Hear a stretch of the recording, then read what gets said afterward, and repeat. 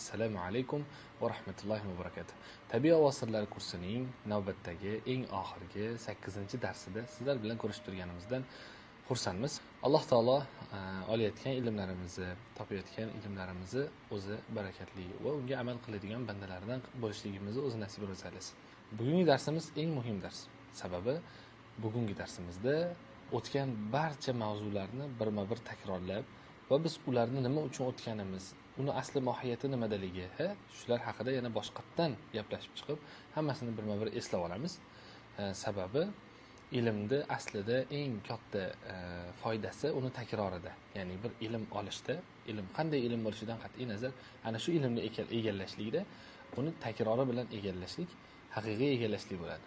Bitta kitob o'qisangiz masalan, o'sha kitobni ikkinchi marta o'qisangiz, yana boshqatdan yangi kashfiyotlar kashf qilasiz. Ana shu kitobning ichidagi o'qib o'tib ketgansiz, lekin tushunmagan joylaringizni tushunishni boshlaysiz. Bilmagan joylaringizni bilishni boshlaysiz.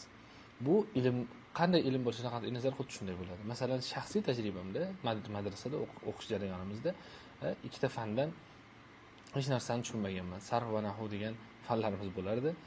Va bu fanlarda xossatan ko'p talab ilmlar qiynalishadi. Va men ana shularning qatorida bo'lganman. Birinchi, ya'ni sarf fanini boshidan oxirigacha ustozimiz shu boshlang'ich sferada o'tib berganlar, hech nimani tushunmagan. Bu 1,5-2 oy muddat vaqt ichida hech narsani tushunmaganman. Imtihondan yiqilganman. Va nahvdan ham xuddi shunday bo'lgan. Mutolaadan ham shunday bo'lgan. Va alohida mana shunaqa o'ta olmagan talabalarni alohida qilib bir guruhga jamlab, bitta guruhda yana boshqatdan ustozlarimiz, ulardan Alloh rozi bo'lsin, ya'ni noldan yana o'tib berishgan. Ikkinchi marta dars o'tilganda bu miya ochilib ketgan. Ochilmagan qirralari ochilgan, yetib bormagan joylariga yetib borgan va asli o'zi nima o'rganayotganligimizni ana shunda tushunib yetganman. Va alhamdulillah, Allohga behisob hamd sanolar bo'lsin. Ana shu takrorimiz shu kungacha xizmat qilib kelyapti. Va hozirgi turishimizda va yana bir marta takror noldan o'rganib keladigan bo'lsak, yana bilmagan, yana tushunmagan ko'p qirralarimiz, joylarimiz yana ochiladi. Va bunga ishonchim komil. Shuning uchun biz bugun barcha mavzularni takrorlab, ularning mohiyatlarini yana bir bor eslab chiqamiz va maqomlarni ham hammasini birma-bir takrorlab, bugun oxirgi o'tiladigan maqom bilan hamma maqomni jamlab, o'rtasidagi farqlarini inshaalloh sizlar bilan ko'rib chiqamiz. Qani, bismillah. Xo'p, sizlar bilan birinchi darsimizda tanishuv, ovoz, rezonans, diafragma va nafas tushunchalari haqida dars o'tgan ekanmiz. Va maqomlarning ichidan rost maqomini tanlab, rost maqomi haqida umumiy bafurja gaplashgan bo'lgan ekanmiz. Va bir boshidan hozir eslaymiz. Ovoz o'zi nima ekani, ovozning mohiyati nimadan iborat, undan qanday to'g'ri foydalanamiz, nima qilsak noto'g'ri foydalangan bo'lamiz, uni avaylash qanday, parvarishlash qanday bo'ladi va hokazo. Mana shu savollarga javob berganmiz. Rezonans eslaymiz. Rezonans deganda o'sha bizni yuzimizda, boshimizda, ko'kragimizda va umuman olganda tanamizda ovoz u yerga kirib aks sado bo'lib chiqadigan joylarda, ya'ni aks sado bo'lish jarayonini rezonans deydi va ana shu yerlarni rezonator yo'llari deydi.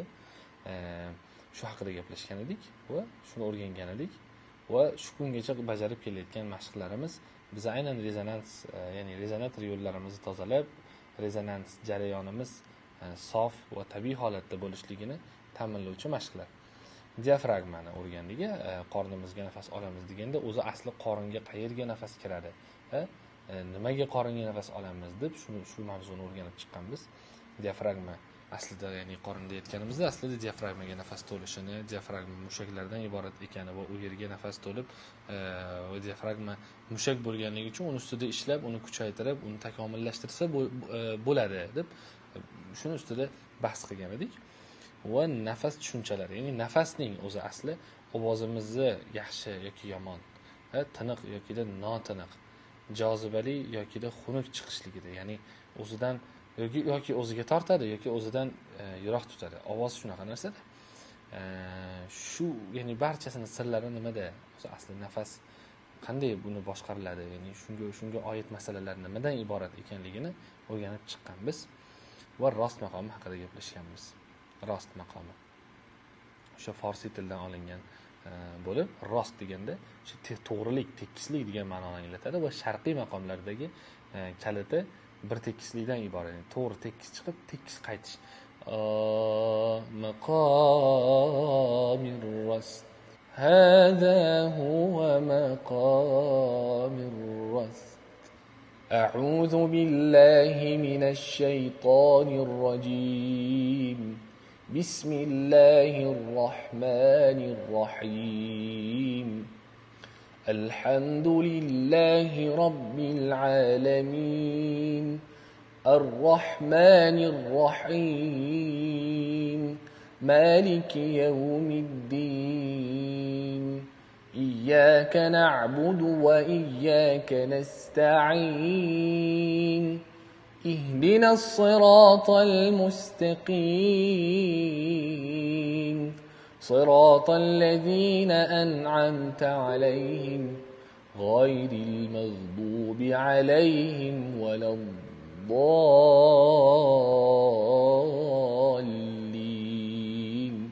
Demek ikkinchi mavzuyimiz, ya'ni ikkinchi darsimiz bu parhez va sport haqida bo'lgan ekan. Sportni qanchalik bizni ovozimizga ahamiyatli ekanligi, umuman olganda tartibli va intizomli hayotda sport qanchalik muhimligi haqida gaplashgan ekanmiz. Va parhez taomlari, ya'ni bizni ovozimizni go'zal bo'lib shakllanishligida nimalardan tiyilishimiz kerak iste'mol jarayonida, ya'ni nima yeyish mumkin emas, nima ichish mumkin emas, nima yeyish mumkin, nima yeyish talab qilinadi va tavsiya qilinadi va hokazo. Shu savollarga javob berganmiz va hozirgacha mana guruhlarda parhez taomlar degan bo'limda albatta ana shu ro'yxat turibdi va u ro'yxatdagi parhez taomlariga, ya'ni undan parhez qilish kerak bo'lgan taomlarga albatta amal qilishinglar kerak bo'ladi. Bonus darsligimizda bayatiy maqomidan dars o'tib bergan ekanmiz. Bayatiy maqomini kayfiyati, qanday tuzilishi va buni hozir sizlar bilan eshitilishi, ohangi qanday eshitilishi haqida ham qisqacha yana eslab o'tamiz. Va eslatishimiz joizki, bayatiy maqomi ham sharqona maqomlar qatoriga kiradi. Sharqiy maqomlardan hisoblanadi. Bismillah. Hada huwa maqamil bayat. Hada huwa maqamil bayat. هذا هو مقام البيات بسم الله الرحمن الرحيم الحمد لله رب العالمين الرحمن الرحيم مالك يوم الدين إياك نعبد وإياك نستعين اهدنا الصراط المستقيم صراط الذين أنعمت عليهم غير المغضوب عليهم ولا الضالين.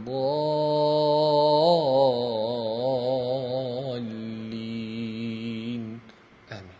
Demak, 3-kunda sizlar bilan nafasning ahamiyati va qoringa nafas olish texnikasi haqida gaplashgan ekanmiz. Nafas, ya'ni o'zi nimaga o'zi aynan nafas bilan ishlayotganligimiz haqida biz birinchi darsda gaplashdik. Ana endi 3-darsda esa nafasning qoringa ana shu olishdagi asosiy ahamiyati nimadan iborat ekani, nimaga biz qoringa olib, nimaga o'pkaga olib mashq qilmaymiz, shu haqida gaplashdik. Va qoringa nafas olish texnikasini ham aynan shu kuni o'rgandik sizlar bilan. Qoringa qanday qilib qoringa nafas olamiz, qoringa nafasimiz qoringa emas, balki o'pkaga ketayotganligini qanday qilib ajratamiz, qanday kontrol qilamiz va hokazo shu haqida o'rgandik. Va darslarimiz guruhimizda video darsliklar bo'limida albatta turibdi. Istagan paytinglarda kirib u darsliklardan foydalanishinglar mumkin bo'ladi. Bonus darslikka esa Hijoz maqomi haqida o'tib bergan ekanmiz. Hijoz maqomining kayfiyati, huzunli kayfiyati bor ekanligi va u maqomdagi ijrolar, aynan Hijoz maqomida tilovat qilingan Qur'ondan keyin eshituvchi o'zini qalbida huzun his qilishligi, huzun kayfiyati qalbini o'rab olishligi haqida gaplashgan edik va hozir uni ohangini eslab o'tamiz. Ha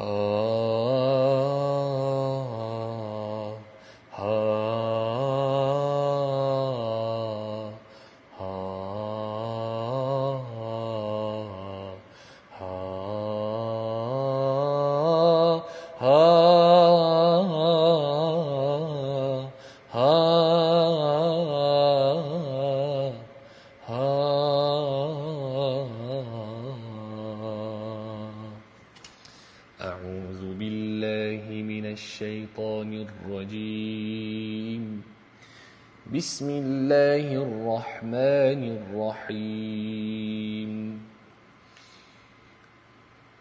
قل يا أيها الكافرون لا أعبد ما تعبدون ولا أنتم عابدون ما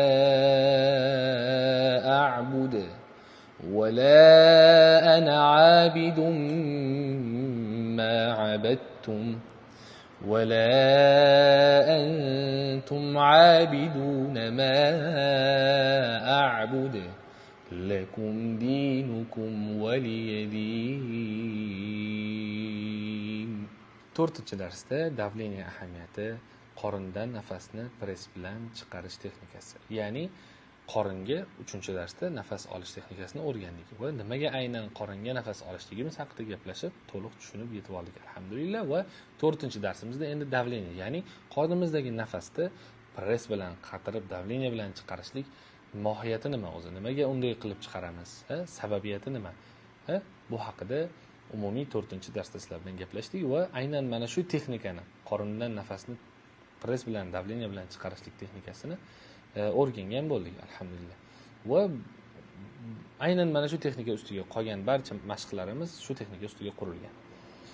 Hijoz maqomi haqida 3-darsda gaplashgan bo'lsak, ajam maqomi haqida 4-darsda sizlar bilan gaplashdik.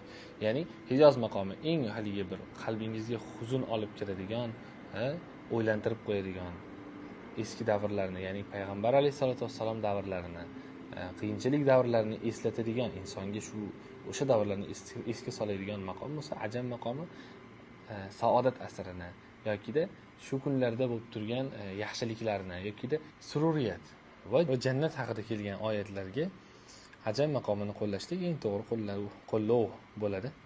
Eng to'g'ri qo'llashlik bo'ladi albatta inshaalloh.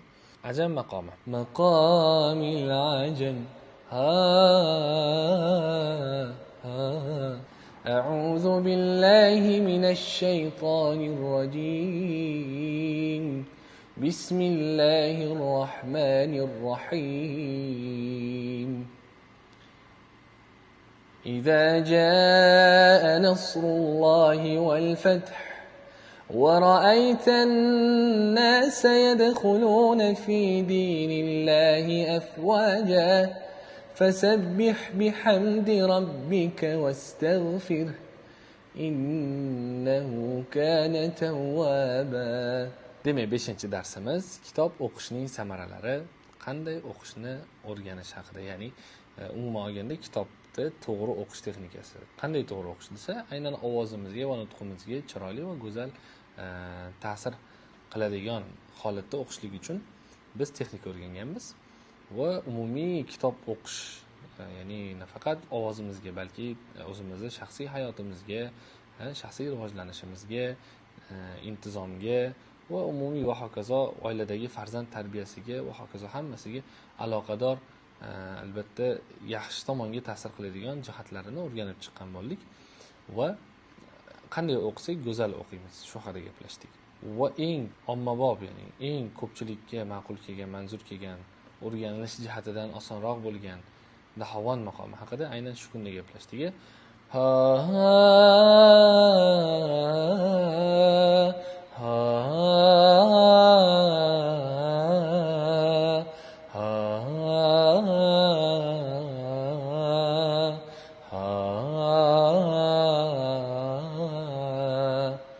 أرأيت الذي يكذب بالدين فذلك الذي يدع اليتيم ولا يحض على طعام المسكين فويل للمصلين الذين هم عن صلاتهم ساهون الذين هم يراءون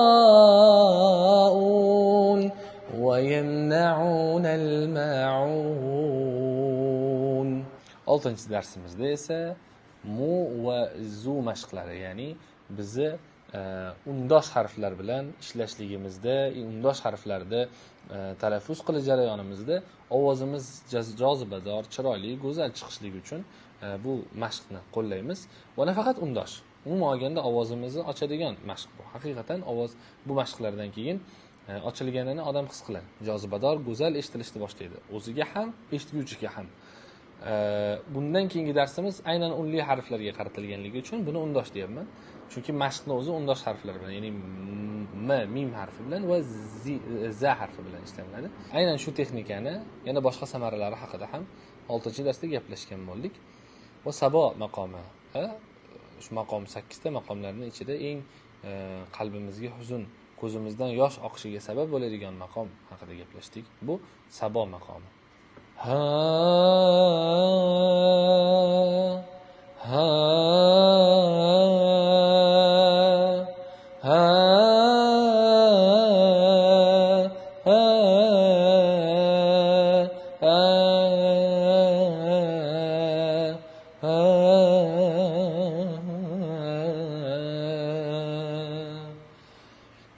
أعوذ بالله من الشيطان الرجيم بسم الله الرحمن الرحيم يا أيها الناس اعبدوا ربكم الذي خلقكم والذين من قبلكم لعلكم تتقون الذي جعل لكم الأرض فراشا والسماء بناء وأنزل من السماء ماء فأخرج به من الثمرات رزقا لكم فلا تجعلوا لله أندادا وأنتم تعلمون. 7-darsimizda aynan unli harflar bilan ishlanadigan mashq o'rgandik.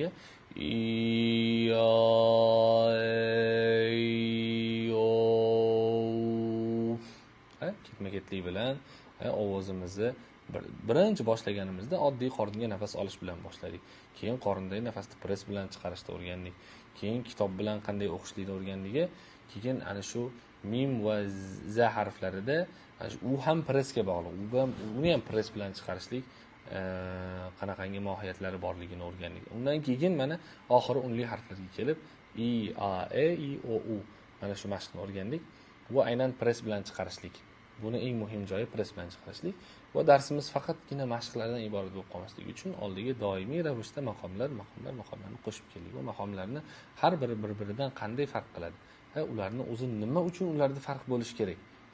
Boshida birinchi darsimizda o'rgandik. Bu maqomlarning mohiyati, Qur'oni Karimdagi o'rni, kimlar o'rgana oladi, kimlar o'rgana olmaydi. Ya'ni hamma ham o'rgana oladigan narsa emas. Va aynan 7-dars, ya'ni o'tgan darsimizda segah maqomi haqida gaplashdik. Va bu maqomni asli strukturasi juda ham qiyin, chunki bu maqom ham sharqiy maqomlardan hisoblanadi va sharqiy maqomlar o'zi 4 ta g'arbiy, 4 ta sharqiy bo'lsa, sharqiy maqomlarning to'ralasi ham nima bo'ladi? Eng qiyin maqomlar hisoblanadi aslida, chunki bu yoqda mahorat kuchliroq bo'lishi kerak. Sharqiy maqomlar qiyin maqomlar hisoblanadi. 8 ta maqomning ichida 4 ta maqomlar sharqiy bo'lsa, ana shu 4 ta maqomdan 3 tasi bir-biriga yaqin. Bayati bulardan farq qiladi. Bayati ham sharqiy maqom, lekin mana bu 3 tasidan farq qiladi. Endi bu uchalasi bir-biriga yaqin, o'xshash. Lekin 3 xil, haqiqatan har xil. Masalan, buni faqatgina farqlagan odam farqlaydi. Lekin uchalasi bir-biriga o'xshash taraflari bor.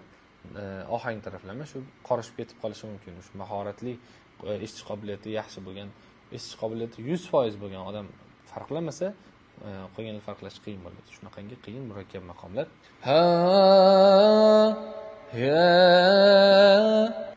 Qaranglar, eshitilishi ham bir ajoyib. Ya imamal ilmi wal imani ya manaral khayri fil azmani ya habiballahi fi azharina شيخنا الأكرام ذو الإحسان عجب ha. Bu g'arbiy maqom. Endi sharqiyda seka. Ha, ha. Bir-biriga juda yaqin.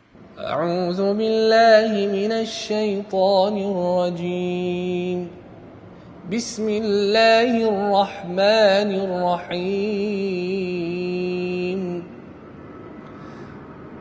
Alhamdulillahi rabbil alamin. الرحمن الرحيم مالك يوم الدين إياك نعبد وإياك نستعين اهدنا الصراط المستقيم صراط الذين أنعمت عليهم غير المغضوب عليهم ولا الضالين. Va bugun 8-darsimiz. Aynan mana shu barcha darslarni birma-bir takrorlab eslashlikka bag'ishlangan dars bo'ldi. Va oxirgi kurdiy maqomi bilan jamlab beraman degan edim. Kurdiy maqomi bu eng yosh maqomlardan hisoblanadi va kurdiy maqomi kayfiyati insonni tavbaga, Allohga qaytishlikka chorlaydigan, yig'latadigan, odamni ozgina ichkaridan ezib qo'yadigan maqom hisoblanadi. Haqiqatan bu maqomni eshitgan odam ozgina eziladi. Eziladi, gunohlarini eslaydi va bo'ldi, endi tavba qilish payti kelib qoldi. Endi tavba qilmasam bo'lmaydi deb odam mana shunaqa bir holatga solib qo'yadi. Kayfiyatini shunaqa qilib qo'yadi, ya'ni. Kurdiy maqomi ham g'arbiy maqomlardan hisoblanadi va bu maqomni o'zlashtirishlikda u qadar qiyinchilik yo'q. Maqomil kurd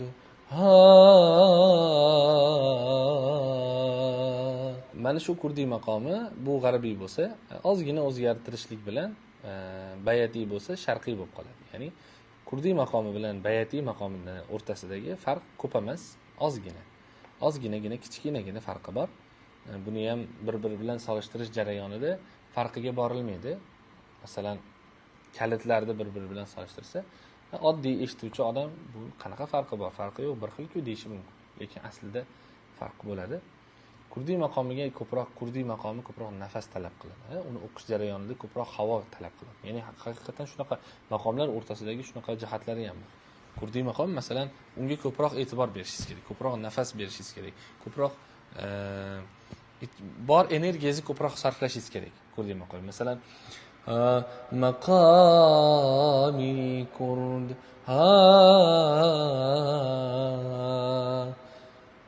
أعوذ بالله من الشيطان الرجيم بسم الله الرحمن الرحيم الحمد لله رب العالمين الرحمن الرحيم مالك يوم الدين إياك نعبد وإياك نستعين اهدنا الصراط المستقيم صراط الذين أنعمت عليهم غير المغضوب عليهم ولا الضالين.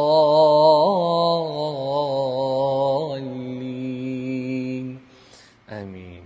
Kurdiy maqomi o'zi eshitgan odam avtomatik tarzda biladi, ko'proq o'sha tavba, Allohga qaytish kayfiyatlari bilan qalbimizni o'rab oladi. Bu maqom nashidalarda ham juda ko'p tez qo'llanib turiladi. Masalan, طلع البدر علينا من ثنيات الوداع وجب الشكر علينا ما دعا لله داع to'lin oy porladi bizga Madina osmonidan Ya Nabiy siz keldingiz chin eng go'zal xush xulq bilan. Ya'ni mana shunday va jamlab beraman degan edim. Endi sizlarga umumiy ya'ni oyatlar o'rtasidagi ya'ni maqomlar o'rtasidagi bir-biridagi farqni bittada ajralishligi uchun ta'lim uchun oyatma-oyat maqomlarni o'zgartirib o'qib beraman inshaalloh. Va birinchi rost maqomi, ya'ni birinchi darsimizdan ketma-ketlik qanday boshlangan bo'lsa, rost, bayati, hijoz, ajam, nahovand, sabo, seka va kurdiy oxirida o'rgangan bo'lsak, xuddi shu ketma-ketlikda sizlarga Fotiha surasini A'udhu basmaladan boshlab to oxirgi oyatiga qadar turli xil maqomlarda 8 ta maqomga bo'lib o'qib beraman. Fotiha surasi o'zi 7 oyatdan iborat. Shuning uchun birinchi A'udhu basmalani rost maqomidan boshlaymiz. Bu birinchi oyatidan boshlab, ya'ni Fotiha surasining Alhamdulillahi robbil alamin degan oyatiga bayati maqomini, Ar-Rahmanir Rahim hijoz maqomi, Maliki yawmiddin ajam maqomi, Iyyaka na'budu va iyyaka nasta'in nahovan maqomi, Ihdinas siratal mustaqim sabo maqomi, Siratal ladzina an'amta alayhim seka maqomi, G'ayril maghdubi alayhim valaddallin kurdiy maqom bo'lib tugaydi. Qani boshladik. A'udhu billahi minash shaytonir rojim. Bismillahir rohmanir rohim. Alhamdulillahi robbil alamin. Ar-Rahmanir Rahim. Maliki yawmiddin. إياك نعبد وإياك نستعين اهدنا الصراط المستقيم صراط الذين أنعمت عليهم غير المغضوب عليهم ولا الضالين